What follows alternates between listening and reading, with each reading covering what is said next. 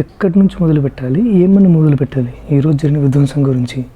ఇప్పుడు మనం మాట్లాడుకునే మూవీ రివ్యూ చేసి కల్కి 2898 AD. ముందుగా welcome to the channel explore వాకిఫై. ఈ మూవీ రివ్యూ అనేది మనం ఏం మాట్లాడినా కూడా స్పాయిలర్ ఆర్ట్ కిందకి వస్తుందన్నమాట. ముందుగా మనం డైరెక్టర్ నాగ్ అశ్విన్ గురించి మాట్లాడుకోవాలి. ఏంటి సార్ ఆ డైరెక్షన్ పిచ్చి పీక్స్కి వెళ్ళిపోయిందండి. బేసిక్గా ఎవడే సుబ్రహ్మణ్యం కానీ అండ్ మహానటి కానీ చాలా ఎమోషనల్ డ్రివెన్గా ఉంటాయి అన్నమాట స్టోరీస్ అనేవి. కానీ ఈ మూవీలో ఎమోషన్ డ్రివెన్తో పాటు స్టోరీ టెల్లింగ్, స్క్రీన్ ప్లే ఇవన్నీ కూడా చాలా ముఖ్యమైన పాత్ర పోషించాయి. ఇంతమంది లెజెండ్స్ని ఎలా హ్యాండిల్ చేసావయ్యా నాగేశ్వన్, నీకు దండం పెట్టాల్సిందే. మూవీ చూస్తున్నంతసేపు ఒక్కో సీక్వెన్స్, ఒక్కో ఎక్స్పీరియన్స్ మాటల్లో చెప్పలేనిది ప్రతిదీ గూస్ బంప్సే. సినిమా టైటిల్ దగ్గర నుంచి వరల్డ్ బిల్డింగ్ని మనకు ఇంట్రొడ్యూస్ చేసే విధానం and interval bang and second half and then climax and Mahabharatam episodes and mysterious cameos experiences ఇవన్నీ కూడా ఒక రేంజ్లో ఎక్స్పీరియన్స్ ఇస్తాయి మనకి. హాలీవుడ్ మూవీస్ చూస్తున్నప్పుడు మనం ఎలాంటి సినిమాలు తీయలేమా, ఇలాంటి ప్రపంచం మొత్తాన్ని కూర్చోబెట్టి మన కథలు చెప్పలేమా అనే ప్రశ్న తలెత్తుతూ ఉంటాయి.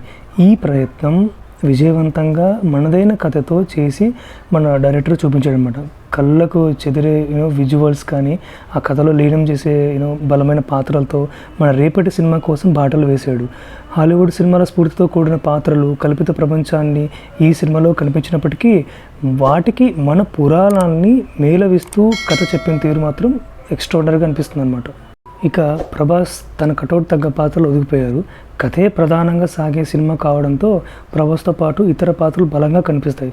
కొన్నిసార్లు కథ అంతా అమితాబ్ బచ్చన్, దీపికా పదుకొనే చుట్టూ సాగుతున్నట్టు అనిపిస్తుంది. ఇంకో సైడ్ 3 hours డ్యూరేషన్ ఉన్నా కూడా సినిమా ఎక్కడ కూడా బోర్ కొట్టకుండా అనిపించడానికి కారణం ఏంటంటే క్యామియోస్. అవి కనిపించిన ప్రతిసారి థియేటర్లో ఒక గూస్ బంప్స్ అనేవి వస్తూనే ఉంటాయి. సోషల్ మీడియాలో వైరల్ అయిన పేర్లు మనకు ఈ సినిమాలో కనిపిస్తూ ఉంటాయి అన్నమాట. ఇక టెక్నికల్ విషయానికి వస్తే కనుక మనం మాట్లాడుకోవాల్సింది సంతోష్ నారాయణ ఇచ్చిన బీజిఎం గురించి అండ్ కెమెరా హ్యాండిల్ చేసిన జోడే వీళ్ళ గురించి and production design and visual effects సినిమాలో ఇంకో స్థాయిలో ఉన్నాయి. అండ్ నాగేశ్వన్ గురించి కూడా మాట్లాడుకోవాలి. Hats off to the guts. ఇక టీఎఫ్ఐలో మనం మాట్లాడుకోవాల్సింది వైజయంతి మూవీస్ గురించి. ఎన్నో బ్లాక్ బాస్టర్స్ ఇచ్చాయి మనకు వైజయంతి మూవీస్. ఆ ఖాతాలో మహానటి తర్వాత ఇంకొక బ్లాక్ బాస్టర్ కూడా పడిపోయింది.